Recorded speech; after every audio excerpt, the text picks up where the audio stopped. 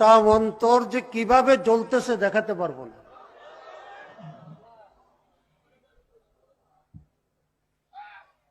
অনেকেই বলেন যে ওলামা ইকরাম মসজিদে বলেন না, ভোটের কথা বলেন না, রাজনীতি করেন না। আন্নাসু আদাউল লিমা জাহিলু, যে কাজ জানে না, যে কাজ শিখে নাই, যে কাজ করে নাই, সেই কাজ করতে পারে না।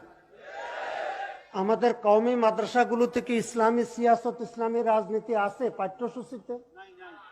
আছে? তো রাজনীতি ওলামা ইকরাম কিভাবে করবেন?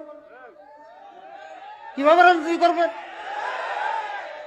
আমি তো এই মঞ্চে পর্যন্ত 10-15 বছর আগ থেকে বলে আসতেছি যে কওমি মাদ্রাসাগুলোতে দুইটি বিষয় দাখিলে নিসাব হওয়া দরকার।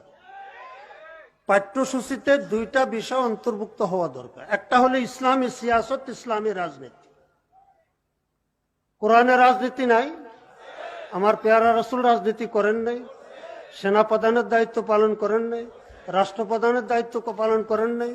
তো এগুলো কেন কওমি মাদ্রাসার নিসাবে থাকবে না? আমরা শিখেছি চাঁদা কিভাবে কালেকশন করব, রশিদ বই নিয়ে কার কাছে যাব, কিভাবে যাব। ওই দুর্নীতিবাজগুলো সরকারি অর্থ আত্মসাৎ করে টাকার পাহাড় জমা করছে। আমরা তাদের কাছে রশিদ বই নিয়ে যাই, আমার মাদ্রাসা বিল্ডিং করা লাগবে, মোটরসাইকেল চার্জ করা লাগবে, বস এক বান্ডিল দিয়া দেয়। একটু গ্রান্টটা শুঙ্গা দেখে না যে আতরের গ্রান কর না পাখানার গ্রান।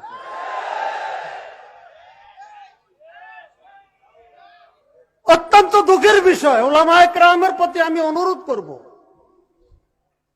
পেয়ারা রাসূল সাল্লাল্লাহু আলাইহি সাল্লাম বনি ইসরায়েলের এক আবেদ সম্পর্কে হাদিসে উল্লেখ আছে,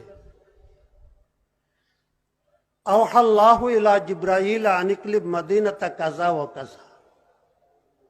আল্লাহ পাক রব্বুল আলামিন জিবরাইল আলাইহিস সালামকে বললেন যে অমুক অমুক শহরকে আনিকলিব, শুধু ধ্বংস নয়, এটাকে পাল্টাইয়া দাও। জিবরাইল আলাইহিস সালাম আসছেন, দেখেন যে খানকার ভিতরে এক বুজুর্গ ইবাদতে মশগুল। জিবরাইল আলাইহিস সালাম ফেরত গিয়া বললেন, আয় আল্লাহ, ইন্না আবদাকা ফুলানান লাম ইয়াসিকা তরফাতা আইন। শহর কিভাবে ধ্বংস করব? আপনার একজন বান্দা, সে তো এক চোখের পলকও আপনি নাফরমানি করে না। আল্লাহ পাক রব্বুল আলামিন বললেন, আরে তাকে সহ ধ্বংস করে দাও। কারণ কি? কফা ইন্না ওয়াজহাহু লাম ইয়াতামাআর ফিয়া কাত্তু। সে নিজে তো ইবাদত করতেছে, কিন্তু বাহিরে কি হইতেছে হ্যাঁ এ সম্পর্কে তার কোনো অন্তরে জ্বালা, তার কোনো বেচাইনি পরিলক্ষিত হয় না। স্বাভাবিকভাবে মানুষ কষ্ট পাইলে, ব্যতীত হইলে তার কপালের মধ্যে দাগ পড়ে। আজকে দেশে কি হচ্ছে, কি ঘটছে দেশে? এই গত সপ্তাহের প্রথম দিকে পরিকল্পনা মন্ত্রী বলতেছে যে আমরা কেন্দ্র থেকে 100 টাকা পাঠাইলে গ্রামে গিয়া 10 টাকা পৌঁছে, বাকি 90 টাকা, বাকি 90 টাকা। এর অর্থ কি? 100 কোটি হলে 90 কোটি লুট, 10 কোটি হলে 9 কোটি লুট। এই লুট কারা করে? ইসলামী আন্দোলনের লোকেরা। কারা করে? কারা করে? কারা করে? কারা করে?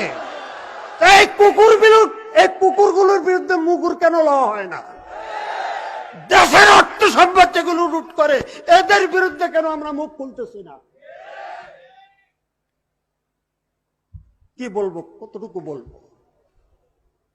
মন্ত্রী বললেন যে সরকার চেষ্টা করতেছে। আর কয় বছর লাগবে? 3 টার্ম তো ক্ষমতায় আছেন। এই 10 ভাগের মধ্যে 9 ভাগ লুট হইতেছে, 3 টার্মে কতটুকু কমাইছেন?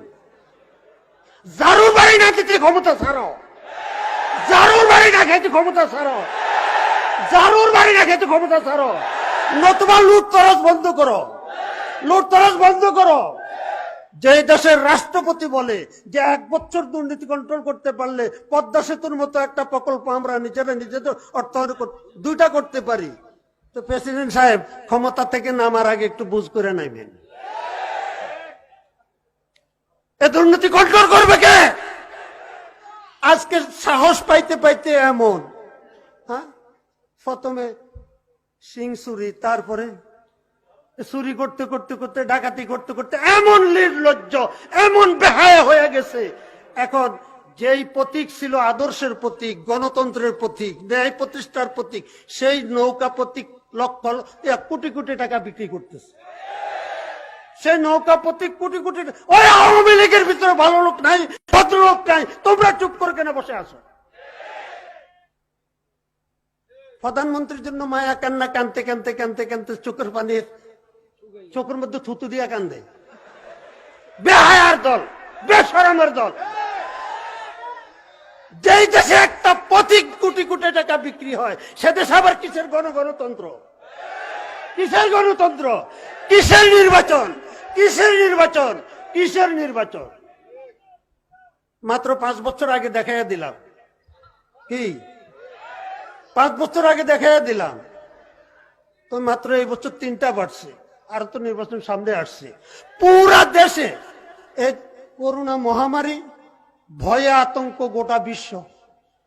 ভ্যাকসিন আবিষ্কার করতে করতে অনেক সময় লেগে গেছে। আমি বাংলাদেশে ভোট চুরি, ভোট হাইজাক, ভোট ডাকাতি, এই মহামারী রোধ করার জন্য চরকাদিরা থেকে ভ্যাকসিন আবিষ্কার করছে। মহিলাদেরকে বলছি, এমন জুতা পরে কেন্দ্রে যাইবে না যেটা খুলতে দেরি হয়। 5 বছর পরে তুমি একটা ভোটের অধিকার, এটা হাইজাক করে নিয়ে যাইব, টান দিয়া নিয়ে যাইব, ওই হাইজাকারের গালে একটা বাড়ি দিবা 5,000 টাকা পুরস্কার, 2টা বাড়ি দিবা 10,000 টাকা পুরস্কার। আরে স্লোগান পরে কাজ করেন, স্লোগান পরে কাজ করেন, পরে আগে কাজ করেন, স্লোগান বাদ দেন।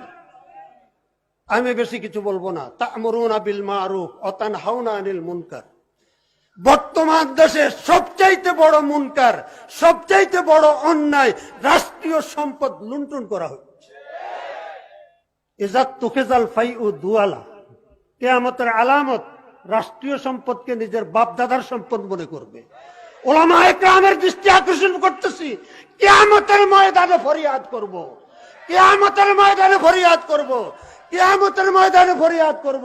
এই অন্যায়ের বিরুদ্ধে প্রতিবাদ করেছিলাম, উলামায়ে কেরাম সাড়া দেয় নাই, উলামায়ে কেরাম সাড়া দেয় নাই, উলামায়ে কেরাম সাড়া দেয় নাই।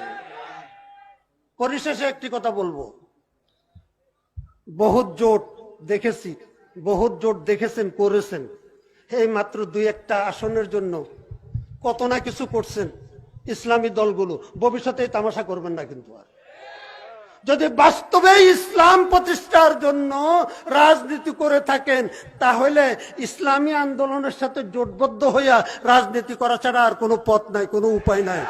ওয়া আখিরু দাওয়ানা আলহামদুলিল্লাহ। সম্মানিত উপস্থিতি, সময় স্বল্পতার কারণে উল্লেখযোগ্য সিনিয়র নেতৃবৃন্দ আছেন,